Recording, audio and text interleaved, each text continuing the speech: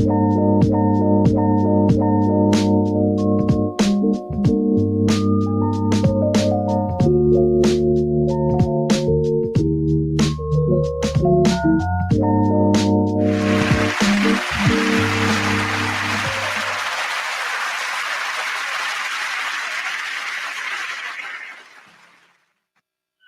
what's up, and welcome to the Artist Exchange Radio Show here live only on BeExposedRadio.com. It is a wonderful Friday, and had it not been for the wind that is howling, I would be out on my balcony doing this show right now. But I wanted to be professional, and I wanted to have a nice, quiet space. But today we have a special guest. We got Mr. Harold Pfeiffer. He is an author, and we'll learn a little bit more about who he is and what led him to writing and his backstory and all that jazz. But before we start, there's a couple things that I wanted to talk about. One, the Aretha series on National Geographic is out, and I got to see some snippets of it. Unfortunately, I'm quite sure it's a good movie. But from what I saw, it didn't make me want to go and watch the series. And I'm holding out until the official documentary, the official biopic, is released sometime, I believe, in August or September, I believe. So it's no shade. I don't like the integrity of a lot of work that's coming out right now, especially when there are multiple stories. National Geographic could have really waited to the official one, the one that was actually sparked by Aretha Franklin herself, it came out, but everybody's trying to beat somebody to the punchline, and they released their series on the National Geographic channel. They're doing this series on geniuses, and I watched a little bit of the Albert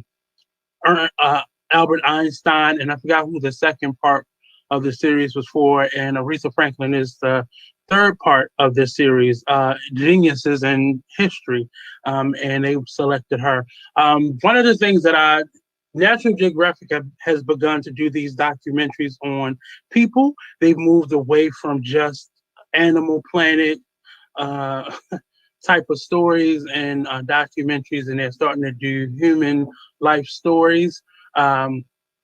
Which is cool, but I'm still kind of burnt out from them when they did a documentary here in Baltimore about the crackheads at Lexington Market.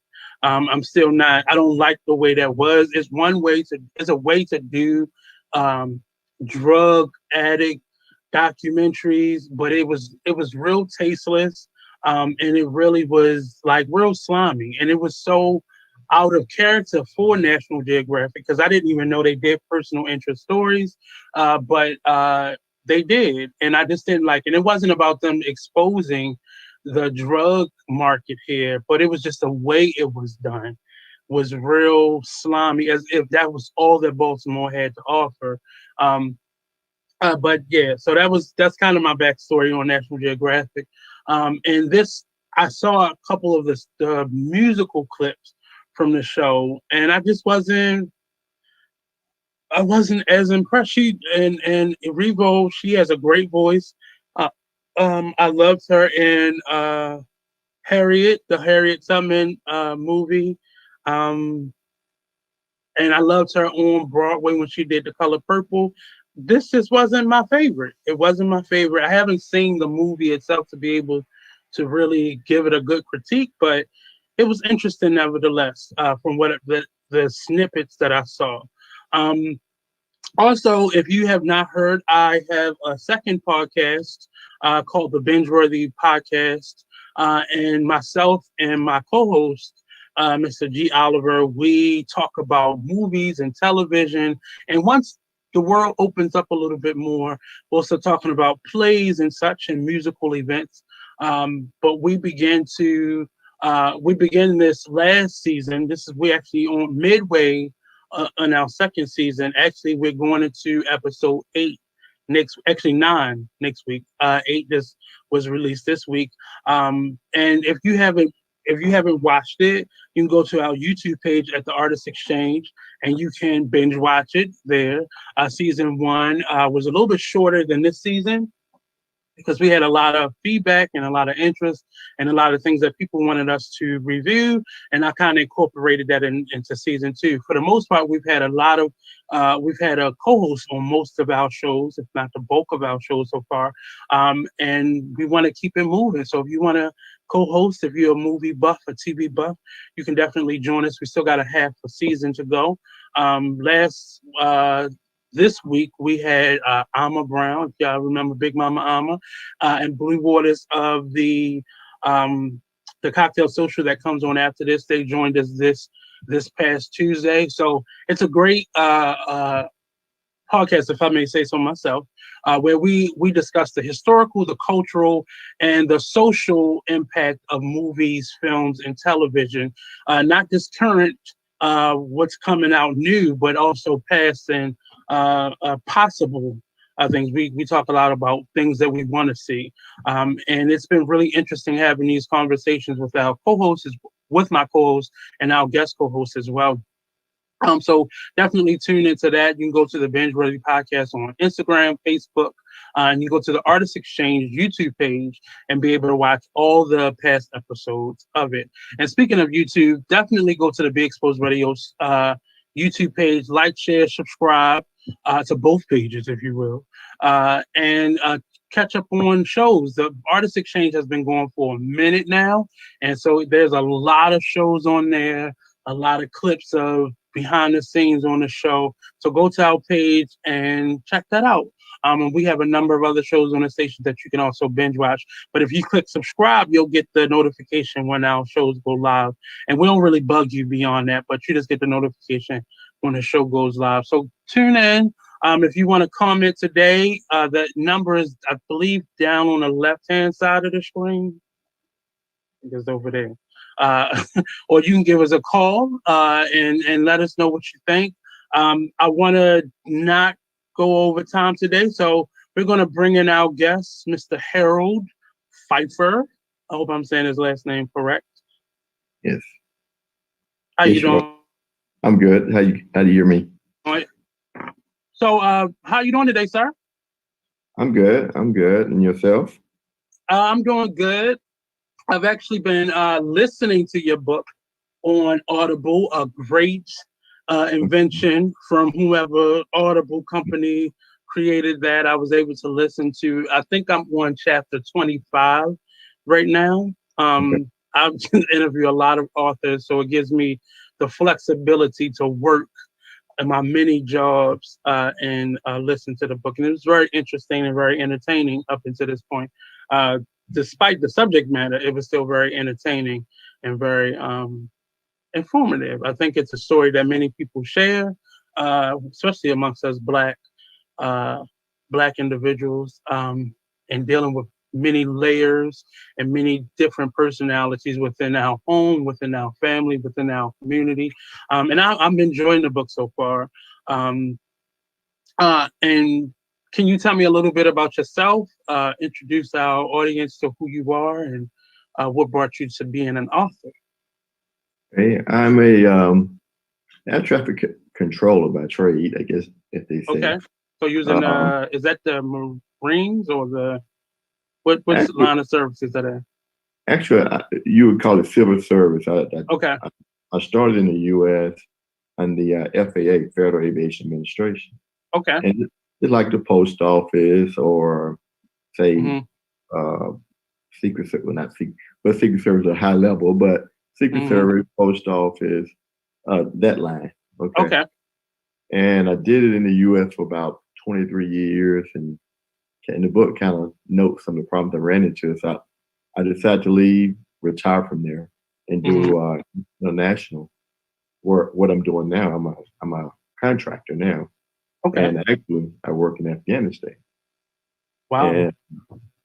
And like I said, the part I talked about Afghanistan was kind of like the beginning, then going backward, then coming forward in the book. And but anyway, I started. I guess I always had that feel that I always wanted to write a book, and And as my life started unfolding, I'm like, man, it's something, you write a book about this, right? Mm-hmm. And also you get that feel for, like, is it me? Let me tell this story. Let somebody tell me if it's me or this just crazy, Right, right. Because And you have really talked about it much. right, exactly. Mm-hmm. I mean, you lived it, but as you move on, like say you move from high school to college, you kind of want to leave that behind. Mm. You then a little bit remnants out there in college, you move on to your professional life. You're like, I'm not going to share this with anybody, you know. So you I go on get it. and you get married, you build a life, blah blah blah. You don't really delve in much of it.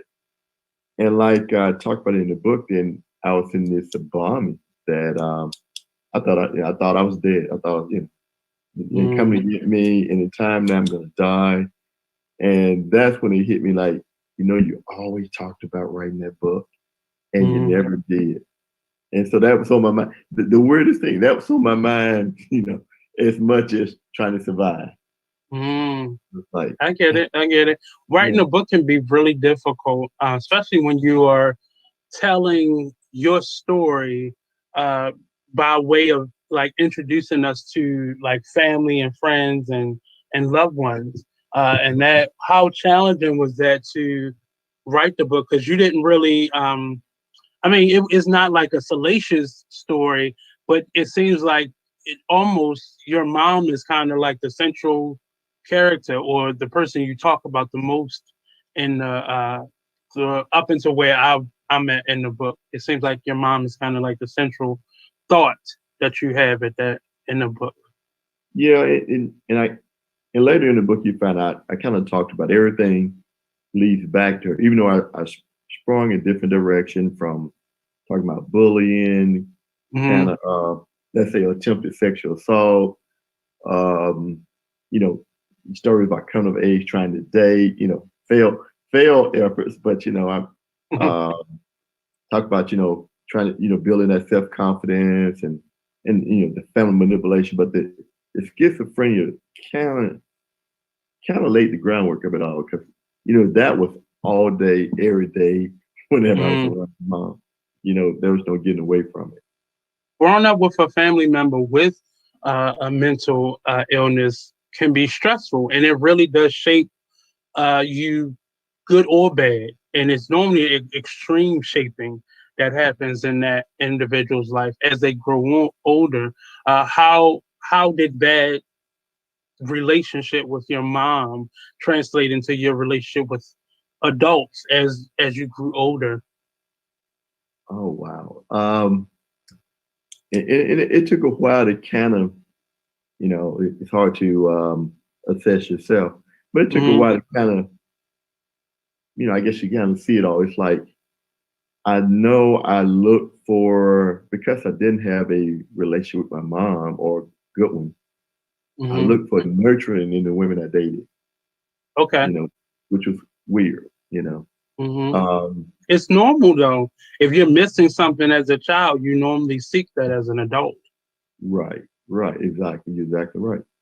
Um, and like a kid that grew up without their mom, they Mm-hmm. kind of have that fear of abandonment.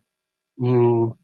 I saw that in myself, even in my dating world, and or let's say, my lost marriage. I saw that I didn't totally realize it, but Mm-hmm. looking back, yeah, I did kind of have that. I never felt that real security.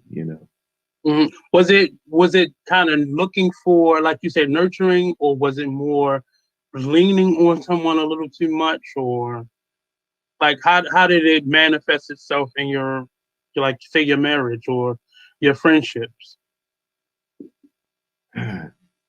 I've had spotty friendships. I kind of talked about that a little bit, but marriage wise, yeah, I think I may have expected too much, which is Mm-hmm. kind of weird. Like, how can you expect too much out of marriage? But I think I did. Mm-hmm. Um, because I Was never that really, based on what you wanted or what you had seen from other places, or? here's the weird thing: TV. Okay. Since I didn't have a, family, good, base or dynamic, I thought it was what I saw on TV. Mm. I get So it. I get yeah, it.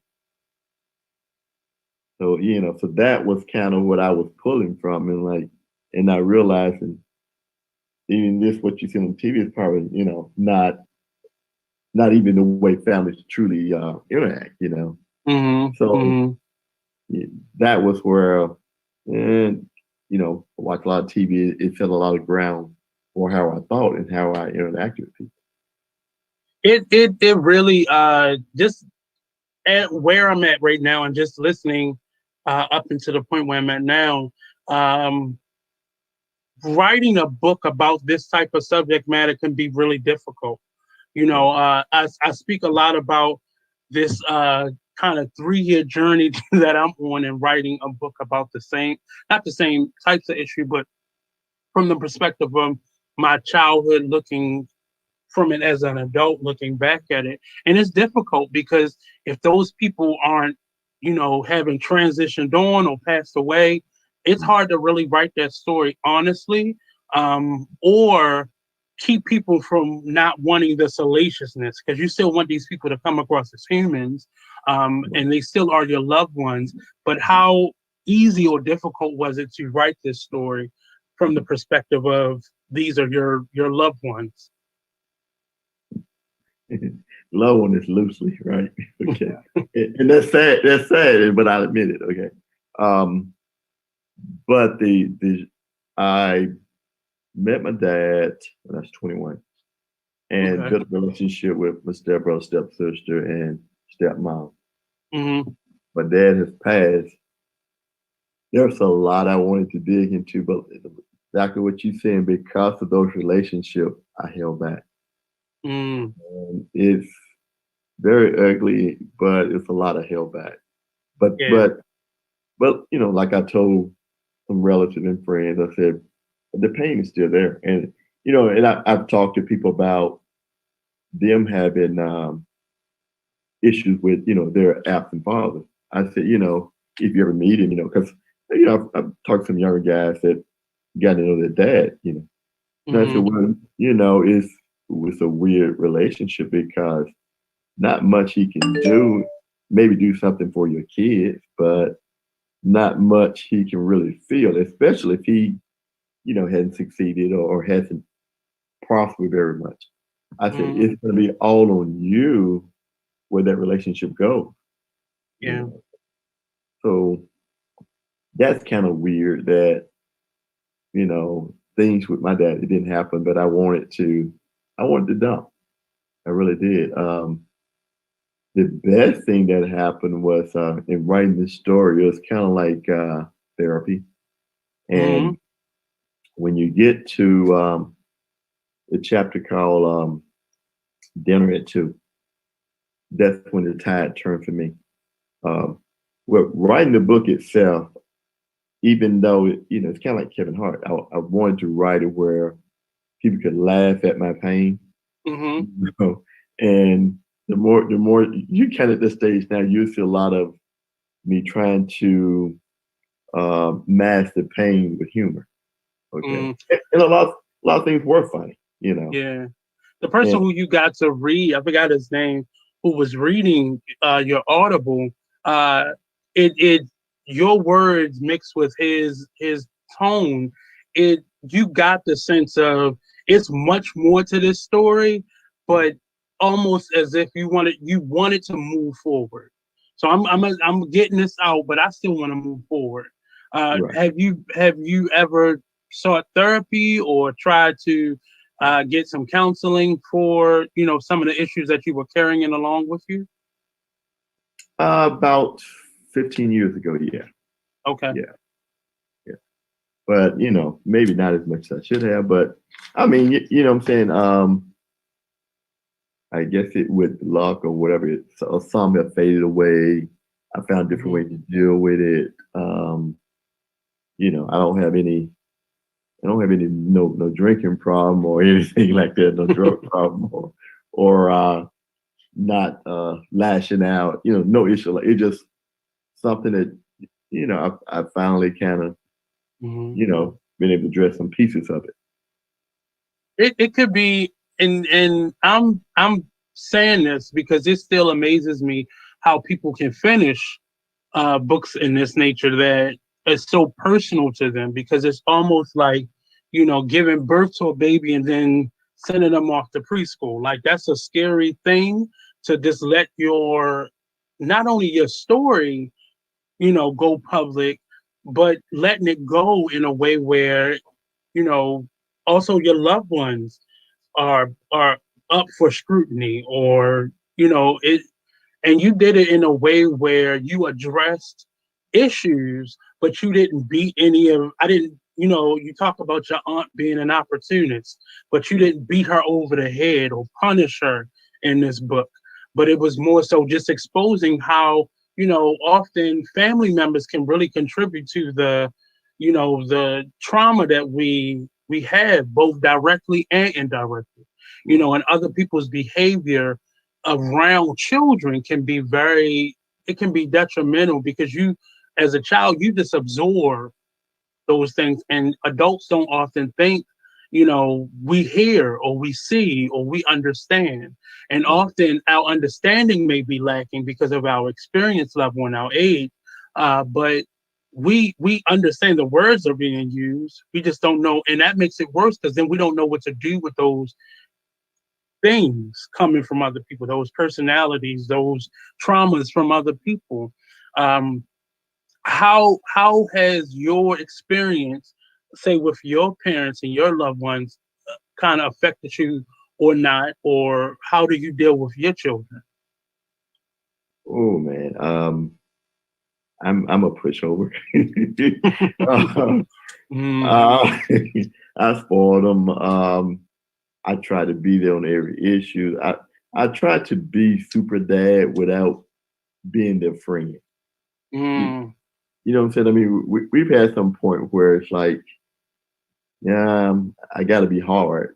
We've had that, mm-hmm. but as long as they've gone along with things I thought it was, respectful and what I wanted, I've been way over the top on my kids. I think that they would say the same thing.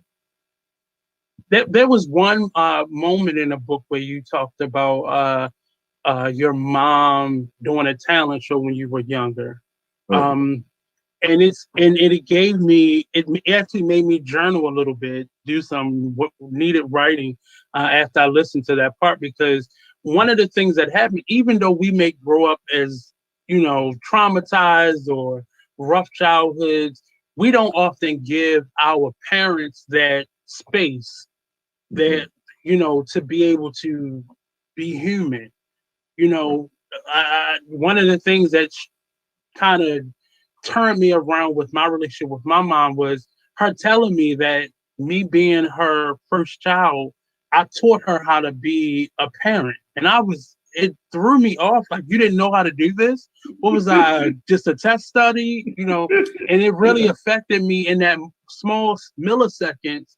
And then so much cleared up. Like, she did not have a rule book for this. It was no, even though she was the oldest of 11 children, that's still not her children. She knew nurturing, she knew basic parenting things, but she didn't really know how to be a mother. Nobody teaches you that, even Right. though people show you. It's a totally different thing when you're learning it on the job. So how, in that moment, going back to that story, how did that change your mind, or did it alter how you saw your mom, that she had a skill set that you didn't even think she could Mm. have? Oh boy, no, man. I mean, even we talking. I was 7, I think, at the time, and the kind of love hate was already building. Hmm. And we talking about anxiety, man. I'm like, this is the end of me. I mean, she always took every opportunity to embarrass me. She was like I said, she had some issues, and the person who got it the most was me, because I was stupid enough to engage her all the time. I was Yeah. the one that around all the time. Hmm. So, and in so many ways, I guess you can say I needed it because, like I say, as I got older, my brothers, they quit school at an early age and went off to do their thing, but I was always there, so I caught it all, right?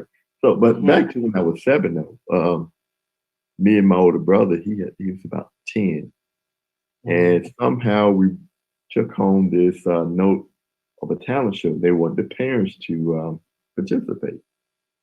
And we like, how the hell she find out? So we're freaking out. you know, you know. I mean, she's done a number on us every day. Like she riding a bicycle, she cussing out the friends, she act up in church. I mean, she's done a number every chance she's got. So man, do I want her at my school, center stage? No, not only no, but hell no, right?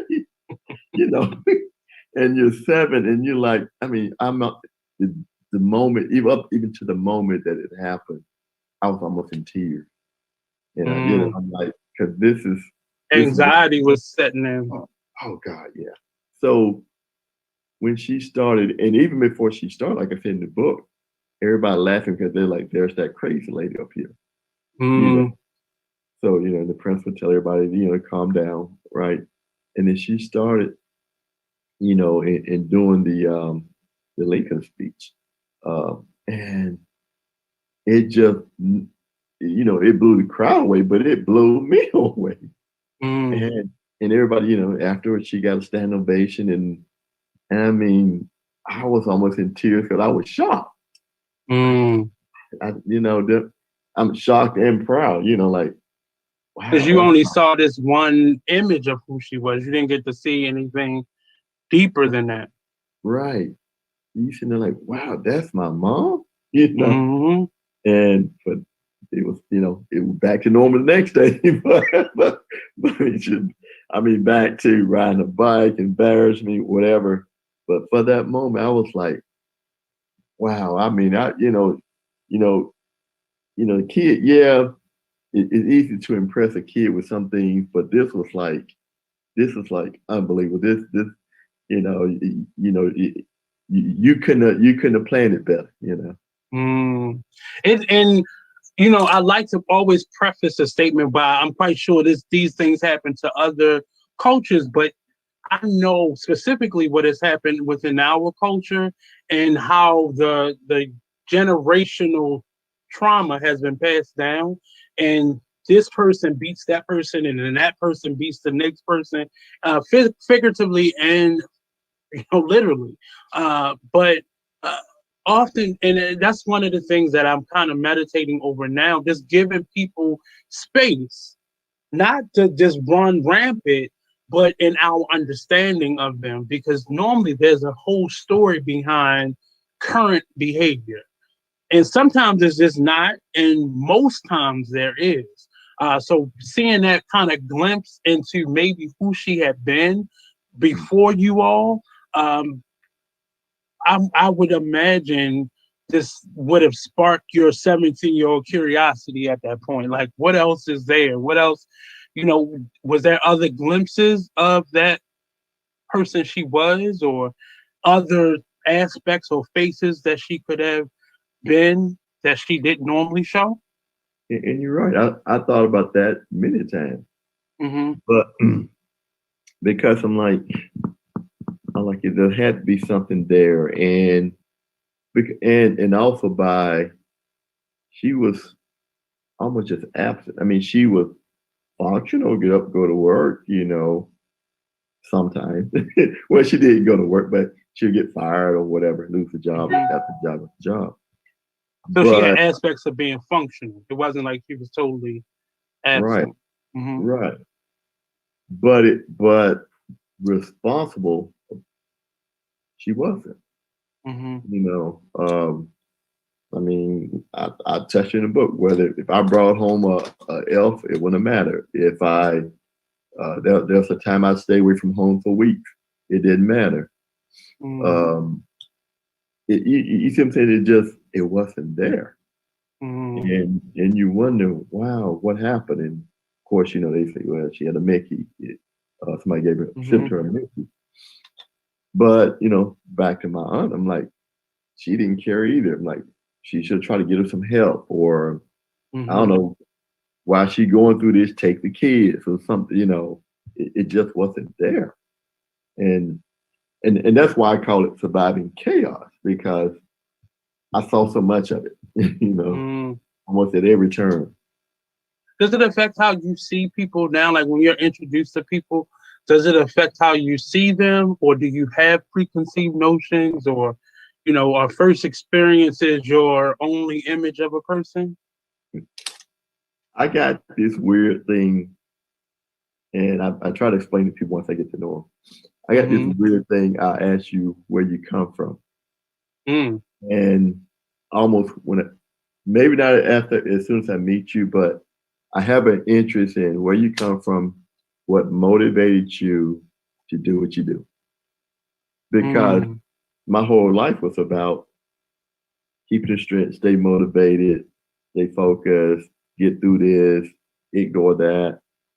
So, as I meet people, especially um, progressive people, it just in my head, like, wow, how did they do it? Mm. It's almost like I'm telling myself they had chaos too. Yeah. It's like, how do they get around it? Mm-hmm. And it made That's a coping mechanism that many of us do because we're trying to find that commonality in people. yes, But also, do you have the roadmap to getting out of this mindset? I know right, for me, I don't normally be as direct and ask that question, but I do ask questions around that.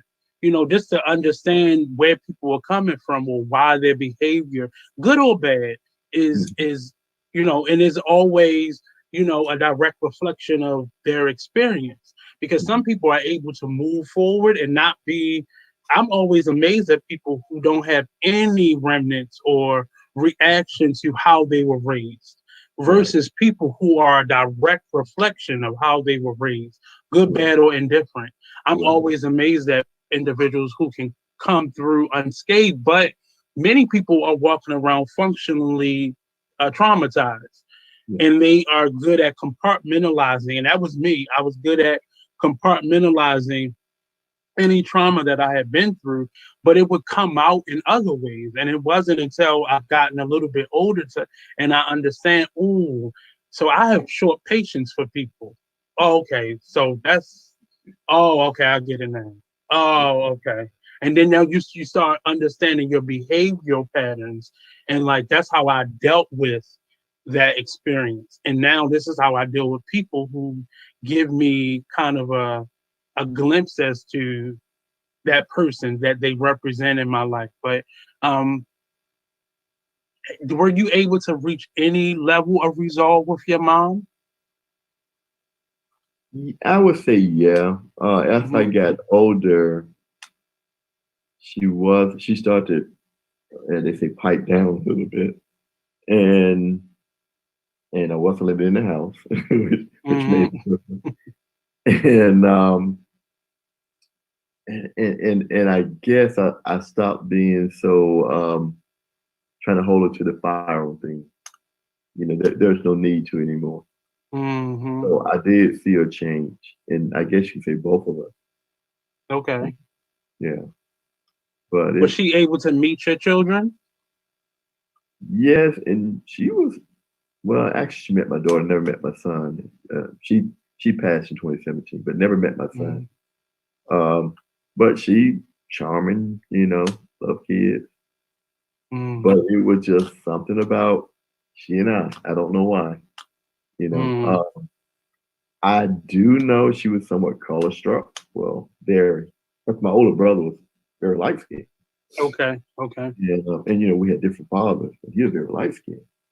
And it came out at least once that she called my one of my best friends was very dark skinned, derogatory term, and I was shocked because I'm sitting there like my mom complexion, like who are you to? And I'm practically dark, in our family.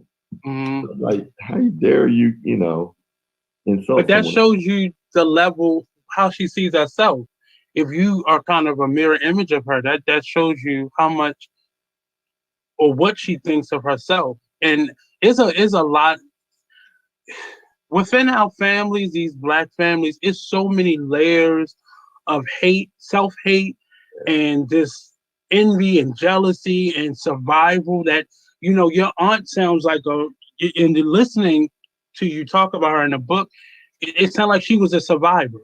And sometimes that survival mechanism comes out in not so nice ways, but that person always seems to get over or get by and get through life. And you don't know what they've had to, do to get to that point, not in terms of their actions, but what things they had to turn off in themselves to be that person, and trauma is just, I'm so happy when I hear books like this because it shows many of us who gets to read them, we all share commonality. I don't care how wealthy your family was or how connected, we all have layers or hidden parts to our family. I was just talking about the Aretha story that's out now.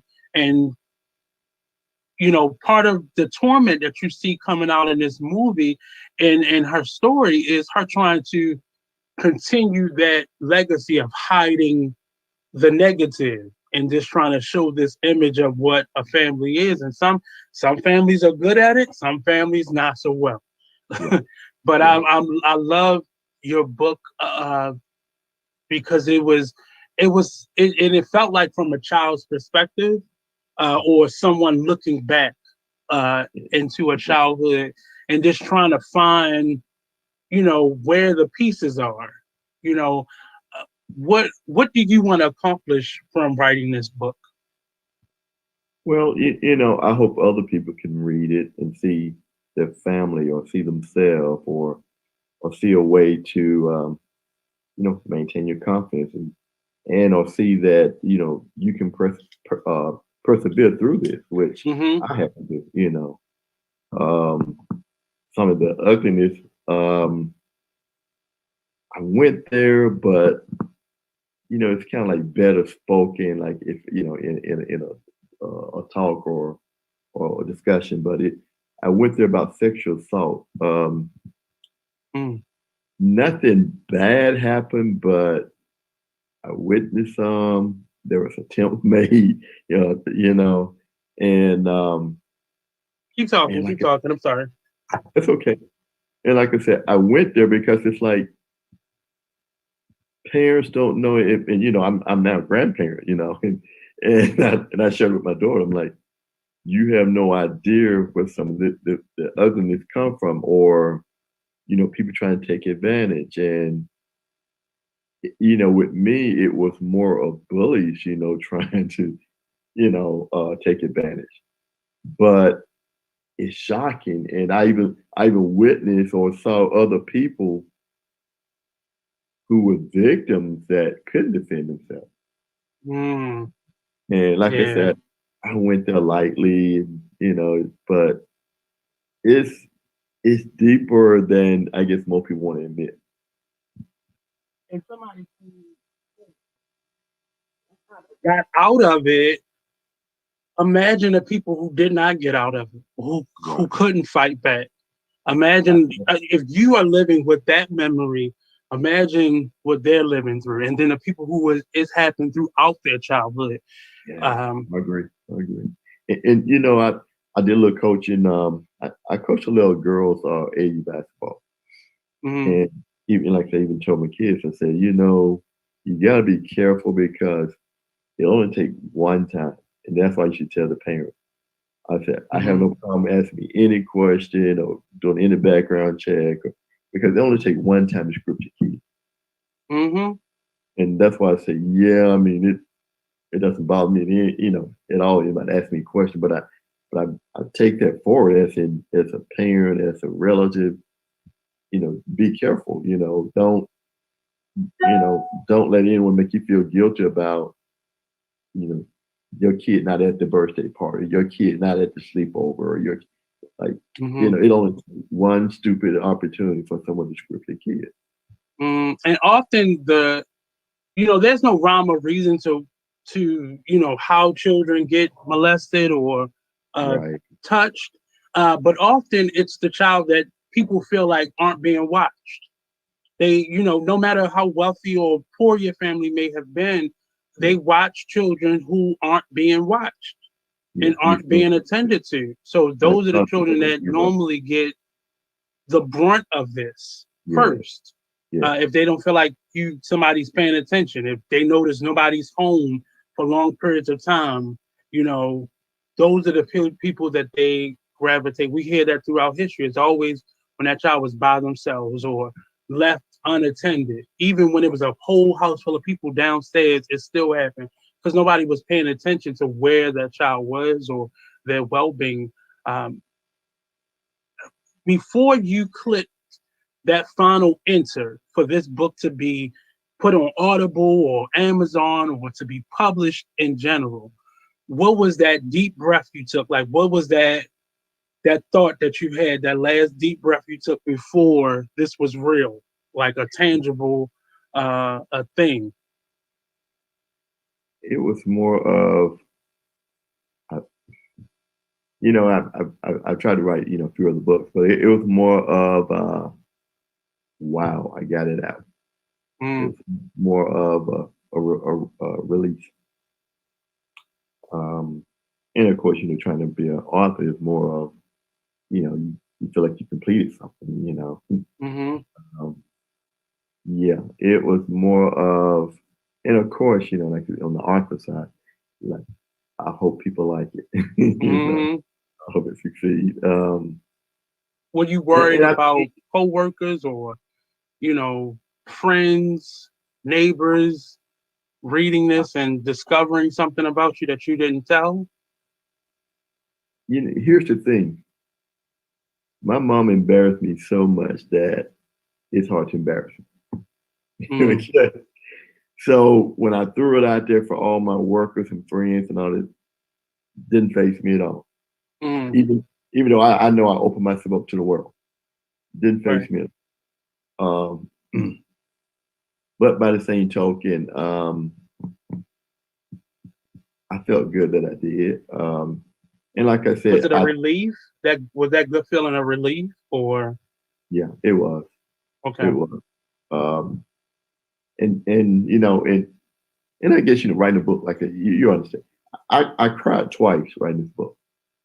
I had to stop, and at the end, same thing. Cried at the end. What was that thing that evoked that emotion? Just knowing what all I've been through, and knowing how it could have been so different. I talked about going to my dad's funeral, and the funny thing was, I'm his oldest son, and they're part of a middle to upper middle class family, which I didn't grow up on it. I grew up poor, all get out. So I'm sitting on the first row, and before I got there, I still had this anger, that he wasn't nothing to me. He didn't accept me, didn't accept my daughter. Just all this rage in my head, right? So I get there, nobody's crying at the funeral but me. I'm sitting there just embarrassed, can't get a hold of myself because it was obvious. I'm on the front row, and it's how old were you? I was about 33, something like that. Wow. Yeah. So I'm sitting there, this wreck. I mean, I'm not boo-hooing, but just can't stop the tears. I'm wiping tears. I'm trying to gather myself, and I'm coyly looking around and see if anybody else is crying. Nobody else crying. Would you? I'm asking this question because it's a question that was asked to me. Would you have rather him not be in your life at all, where you would not have had to experience that moment, or were you appreciative that you had that much time? Because 30 years is still a lot of time to have a second, third, 20th chance at making things different. No one ever asked that question, but that's a good one. No doubt, I'd rather for him not to. I met him at 21, and I altered some things in my life that I otherwise would not have, and they went badly for me. Or like I said, I altered things as in, I kind of wanted to win him over. Okay. And then you feel like you really didn't, or you really didn't make the impact you hope, or the connection. And it's kind of like, what the hell I do that for? That wasn't me. you know. So I would, you're 21. You got your own personality. You're building your own world. And did I need him? Yes. Did I get much help? No, but a little tad bit. I'd be lying to say I didn't. But could I have done without it? Out the little help? Yeah, I could have. I could have. And some people wouldn't understand that. So I hope I didn't offend you by asking that question. But some of us, we who have gone through that separation and not having a father in our lives, some of us, I see the difference in the brief moment that I had with my dad. And I'm glad on certain levels that he died when I was younger versus being 30 some years old and having to know all that time had passed and there was no outreach of a hand or no even, real attempt to make it better or to just change and do better. So it's a real question. And I still am kind of on the fence about what my final answer would be, because it changes sometimes. Because sometimes you wish you had that moment back. Sometimes you're like, why am I here? Because I remember being at my dad's funeral and it was the exact opposite. Everybody was crying and I felt like the weird one because I wasn't. Because you don't have that relationship. Right. And it feels weird sometimes. The bond is not there to that extent. Yeah. Like the two things that I wish it was someone to talk to, or I think two things, or talk to about my relationship with my mom. And then like you said, maybe this, and maybe give me a little advice through the years. It was definitely not about money. Because I was kind of a hustler. I could always find a job here and there, So it wasn't really about money, but for a minute I thought, well, hey, when I met him, I'm like, maybe give me a little money, I can start working so hard, start studying more. That was my mindset, But it wasn't the money. It was just, that's still nurturing. Like, give me something to validate our titles in each other's lives. Right. And you're right. But that was weird. I talked to, it's a couple of those, man, that like when I met him for the first real time, that was very real, very shocking. And the name of that story is like, and who are you?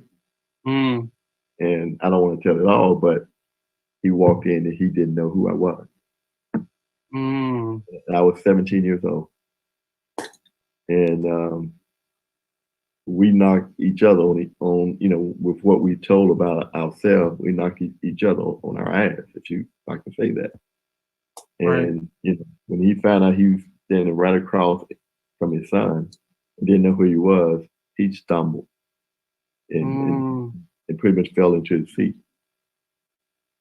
It is, those relationships in our family really make or break us. And not even on the break side, but it really shapes who we are. I'll say it that way. It really shapes who we are, whether it be especially a mother-son relationship, a father-son relationship, and many people think beyond that, it really don't matter. But those relationships matter because they become almost like a scar, in our development, and who we are. Those those quote unquote extra outside relationships outside of our parents, because everybody is there to help or add to what they're doing or what they can't do.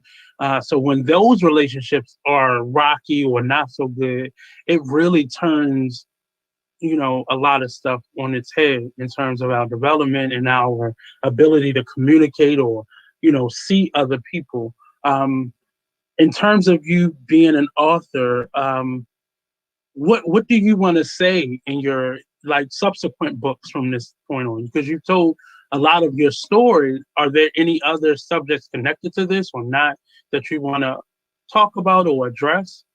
Well, the first book was Sleepwalking Out of Afghanistan. Mm-hmm. And it wasn't edited. A lot of things didn't happen outside of my writing.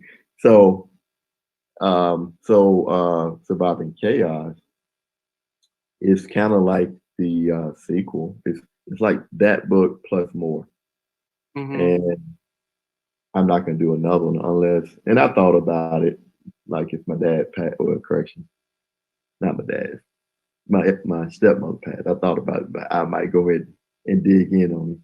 But right now, like that story just, I'll take with me. The book itself is a lot of humor, and I intended that way. I didn't want no one to read the book and spend the whole time feeling down or depressed or low spirit. I wanted to tell it and make you and bring you along with some laughter. Okay, and like I said, even though I'm masking some pain, but I wanted to bring you along. And so with that, I'm like, well, I got a lot of zany humor. So I penned another book on a pseudonym, which is out also, called "Fool Me Thrice." Wow. And what's that one about? Weird story. It's about this guy who was the son of a funeral director who was a womanizer. And so, his parents got killed. He lost it all. And so he's trying to find his way again. And so, he's trying to find love and all that. So I won't tell it all, but it's under the pseudonym Dean Cooney. That's Connan. And it's called Fool Me Thrice. And you can pick up some of the zany humor. And it's somewhat, I guess you can say, it is some womanizing in it, but that's for a reason. It's set up for a reason. Did you know you would be an author? Was that part of the plan or the strategy or? Kind of, I kind of fantasize about it. You know what I'm saying? Like, yeah, I think I could write a book, kind of, you know what I'm saying? But never thought I would. I thought I'd do at least one. And okay. I've done 5, published 3. So, okay. And I think I got at least 2 to 3 more in me for right now. So, yeah. It's an interesting journey, but on the business side of it, because Miss Patricia, is doing her business. She said the books can be found on rnrfreepress.com. So go out and purchase that book, Surviving Chaos. What's the byline? I should have wrote it down. Right. How I think peace at a beach bar. Where did that title come from? Met this white guy in Thailand, and he started to pull it out of me. And I'm sitting there, thinking, hey, I escaped Afghanistan with my life. Of course, there's stuff about the book in my head. And we sitting at the bar drinking, and he started quizzing me, and I started telling the story. So that's how I found peace at a beach bar. We're sitting there sharing drinks, and I told him the story of my life. And I do workshops and helping people to kind of categorize or pull out stories in terms of like legacy stories, a family member that may have passed on, just keeping that story alive and how to document it. And normally when you sit down and talk to people, it's really hard for them they normally answer your question and that's it. They don't elaborate. They don't go any deeper. You ask them about this person. Oh, they were pretty good. And the more comfortable you make the person, the more that story kind of comes out. And I the best part of the Black culture to me and it's kind of morbid, but it's that week that a family member dies in a Black family. You normally find one home to convene to, and everybody from everywhere come and join the conversation. But you start hearing these funny stories come out. These, did you know, or these anecdotal stories about the person. And depending on where the family is and their trauma, it may can go left or it can go right. But that is my favorite childhood memory of our Black culture, is that week that a person dies. And it's unfortunate that we don't often find ways to kind of capsule that feeling and kind of sprinkle it out over time. But that's normally the best storytelling time in most families, because it's kind of they stuck on that one person, and then all of their individual stories start coming out. Sure. Are there any other family stories that you want to tell? I know you were just talking about the one with your dad, but are there any other family stories you want to talk about? I wrote one about my aunt, which I'm not going to publish unless I get popular. So it has no value unless people really know me. Then they're like, let me read about the story about Harold Pfeiffer. So you can get one out there, memoir, but probably not two. Unless you're popular. And it is wild. It's crazy. It really goes right at her. Like you said, if anybody they really throw on the bus, it would be her and my older brother, but it was right at her. But once again, it was therapeutic. And the funny thing, just sharing, if I ever do it, I'm sure I'll rename it. But the name of it that I had created was "Go to Hell on a Cat." They're killing. I mean, mean spirit, but it came from a hurtful place too. Well, there, like, even with her, were there even all the stress that she probably lent to your story? Were there any human qualities in her that you saw poking out, like that moment at 7 when you saw your mom kind of take you back, and realize there was, there were things about this person that if you got rid of all the other stuff, this would be a great human being right here. Were there any memories of that aunt? You probably haven't got to this part, but it's a story called "Even the Devil Needs a Heart." Okay, so I was about 38, 39. She called me up. I was in Memphis, and she was I'm telling the story, but I don't care. She called me up and she said she coming to stay at my place because she need to have a quintuplet bypass in Memphis.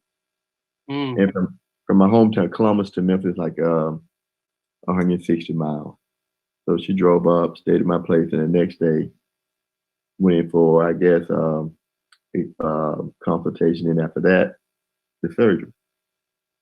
So one, I'm shocked that you're just gonna call me up and say you're coming, and one, and two, we didn't have that good a relationship, but okay, we're family, right?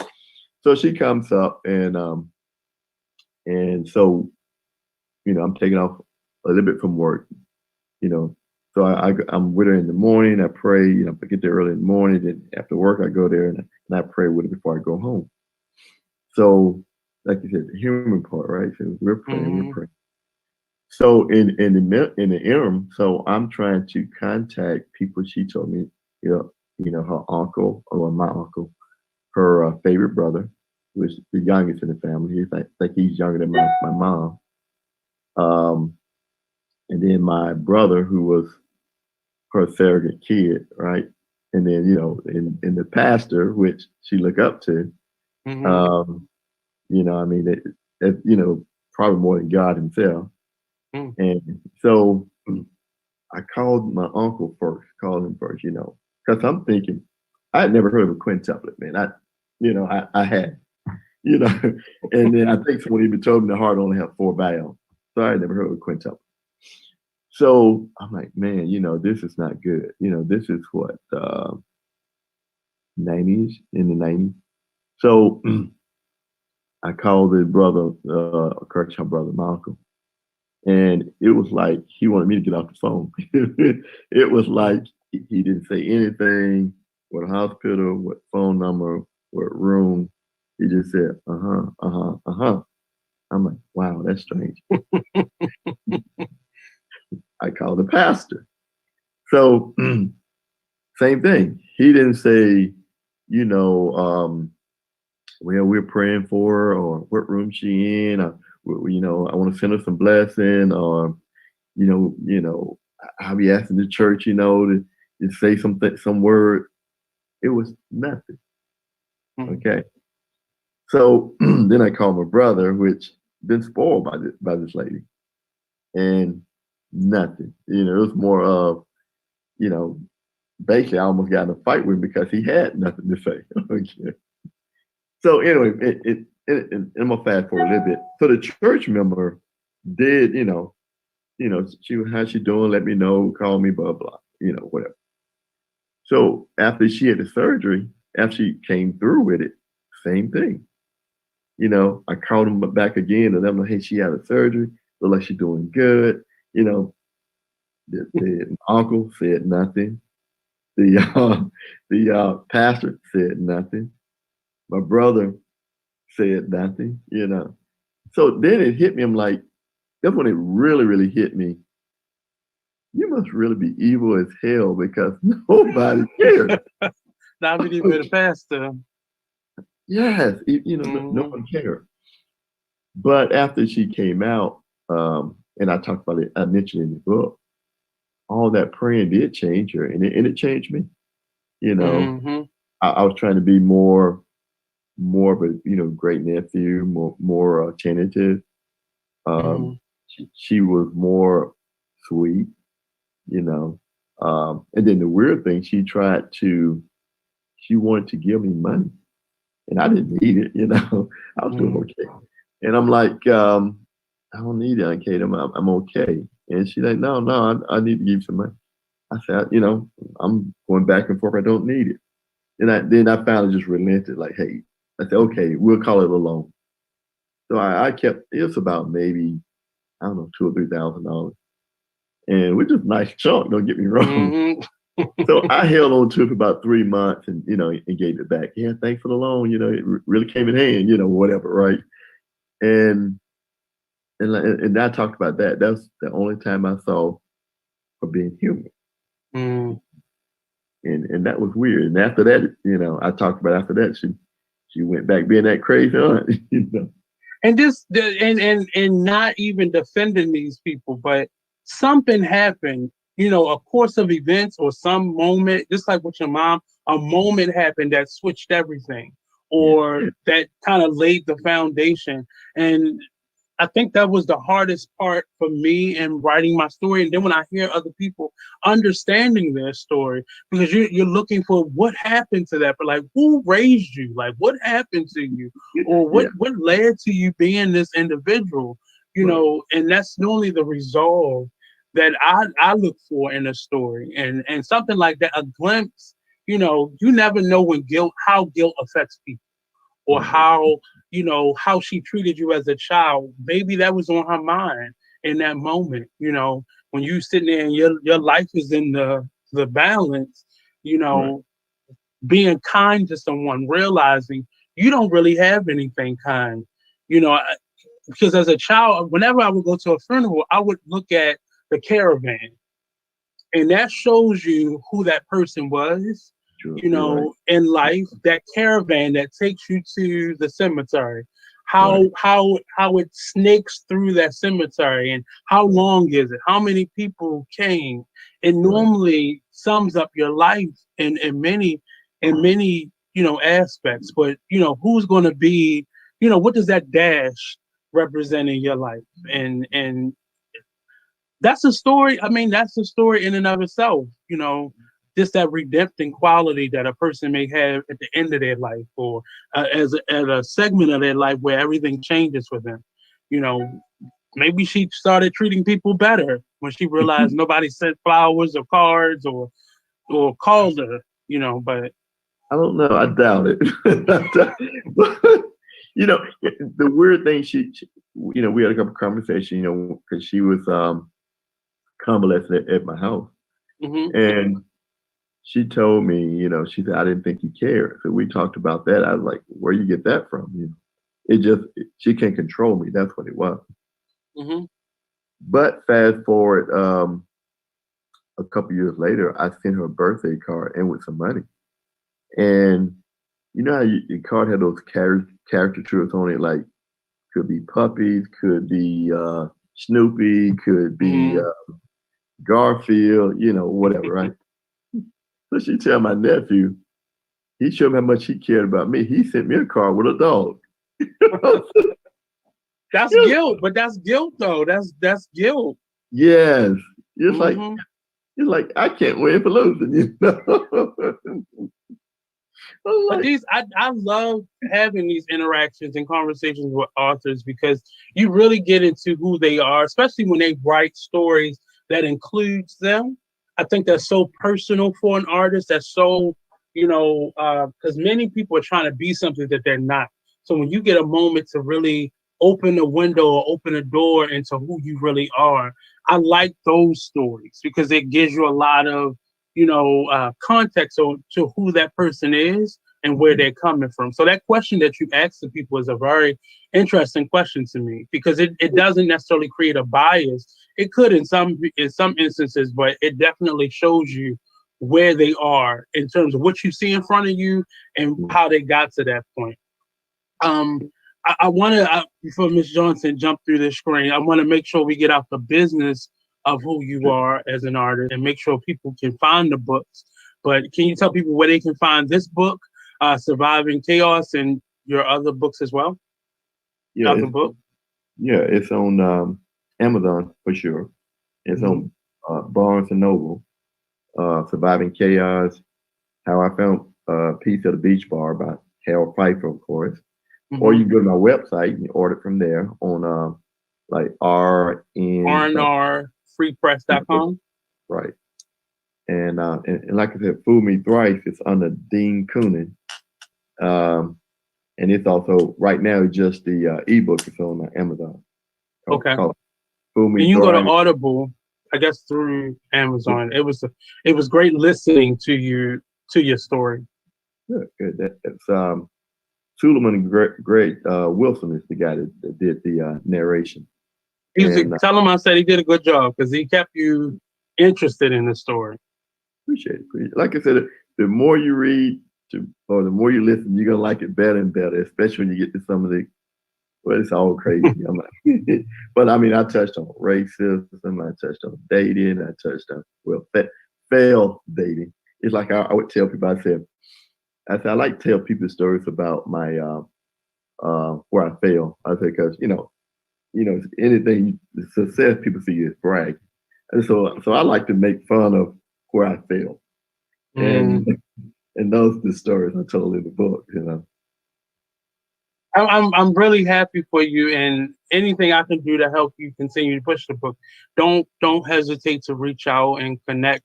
Where can people find you at on social media? Are you big on social media? Twitter. I'm R&R Free Press on Twitter. Same place at Facebook or Harold Pfeiffer. Instagram not as heavy, and Pinterest not as heavy, but I'm trying to work. We all learning. I know I'm learning still. Yeah. Any last minute information you want to put out in terms of advice to new authors or people thinking about writing their story? Any advice you want to give to them? Yeah, keep writing. The hard thing is, completing it, I guess, sometimes. Keep writing. It's easy to get distracted because mostly all of us got jobs. Don't be discouraged. Or don't get avoided. Yeah, exactly. Yeah, all of us got jobs. So you gotta make yourself stick it out. Don't keep your confidence because you never know, something that you write, it may be unique. It may be a new paradigm, like Harry Potter. I Okay. mean, that just hit us out of nowhere, you know. Well, I'm old to say that, but you know what I'm saying, that like you never know what may take off. Yeah, somebody may not like it, that another person may not like it, but then you may hit that right niche that takes off, you know. Right, right. It is definitely. I think being an author is a job in and of itself. Within even within the arts, and it takes a lot of courage to put yourself out there like that because writing a book, who's going to read it, and especially if you're writing a book about your personal life, with how people bash things nowadays, it makes people not want to be that personal, and just be fictional. How do you classify yourself as a writer? Wow, just entertainer. Mm, I mean, I got that zany humor in me that itching to get out all the time. hmm So even though I wrote my memoir with a lot of humor, I say, "Fool me thrice." Yeah, yeah. Oh, I guess you have to be sick to like the humor. I guess I don't know. Uh, but then I'm trying to do a follow up to "Fool Me Thrice." That one, hmm I'm kind of at a writer's block on that one right now. But then there's like two others that I want to do that, like I said, I think eventually I kind of carve my own layer. Say, he got this weird humor. He tells these stories, but you know, I kind of want to laugh. I can't laugh, but it is kind of funny, kind of thing. So Right. I think eventually I kind of have that to go with my style of writing. So the last question that I normally ask to everybody is, what advice would you give to your 17-year-old self, and what question would you ask to your 100-year-old self? Wow. Um, 17 would have been start writing, and then Keep a journal now. yes, exactly, exactly. Um, because like I done it when I was 17. Man, who knows? 100-year-old would be What question? yeah, it would be more of did I do it all, or could I done it differently or better? Could I live Mm. my life differently or better? Now And these now this is a kind of a writing prompt that I use. I teach elementary school as well, so it's a prompt that I use for uh, individuals in general, my guests, my students, and you ask yourself that question periodically, not too often, but just when maybe major points of your life has happened. And depending on where you are in life, the answer to both of those questions will change. So the advice that you give to your 17-year-old self and the question that you ask to your 100-year-old self, it changes depending on where you are in life in that moment. So it's a great writing prompt that I like to use myself to kind of gauge, okay, where you at? right, Mentally where you at, because it will determine what you ask and what you tell to yourself, that 100-year-old and 17-year-old person. uh, but thank you for joining us. Come back when you got that next book hot and ready. hey, well, But I do have another question. Are you looking to put this on any other platform, say a play or movie or TV? I'm hoping in the person that edited the book, we hoping that a movie or something could come out of it, play whatever from the surviving Mm, chaos. But that's hope. Yeah, I mean, I'm sure every writer or author hopes his material takes off. But right. I have no every people who read my book, they all loved it. Mm, They say they laughed and they cried, which to be honest, to emotion I did try to reach. mm, Um, and the shock. There's a lot of shock. Like even I talk about the assault, the racism is mm, shocking. Um, it's a lot of shock. One of the things that I'll say this, but like one of the things that happened, and I tried to find a way to say it that wasn't so not safe for for watching. Um, well, the story I wrote is called "The Morning Bitch," and in that story, I talked about witnessing of an orgy. which I was 12, you know. Wow. So, so like it's as you say, wow, it's like I was shocked at 12, Wow. Wow. So like I said, there's a lot that I wrote. I know it's shocking, but I'm like, if someone grabs this and read it, they can be shocked. And then, like I said, the emotion gonna sway up and back and forth. You'll laugh, you cry, you'll laugh, you cry, and you'll be shocked. So let Mr. Pfeiffer take you on this emotional roller coaster that is Surviving Chaos. A phenomenal book. I'm in the middle of reading it now, and I really enjoy it. And I don't enjoy it a lot, but I do enjoy just the style of the book, the narrator, the content, and just the personalized motive in it. Is not really to embarrass anybody or put anybody on blast, but you're simply telling your story through your own eyes, and I appreciate that. So when you're ready to come back on, just reach out, let me know, and we can continue the conversation. But I thank you for coming on today. And I appreciate you too, Mr. Couser. Anytime. So this has been another edition of the Artist Exchange Radio Show. Don't forget, next up is the Cocktail Social coming on at 7 o'clock. And every Friday here at 5 p.m. live will be the Artist Exchange Radio Show. And if you have a show, you have a show idea, you got an idea, but you want a new home for it, whatever the case may be, Be Exposed Radio is here for you to start your own show. Just email me at info@beexposedradio.com and say, Nate, I want a show in the subject line, and we'll get right back to you. And again, our awesome lineup here of shows. Take a look on our YouTube page, like, share, and subscribe. And this has been the Artist Exchange. See you next week. Peace out. See you, Mr. Harold. All right, you too, Mr. Couser.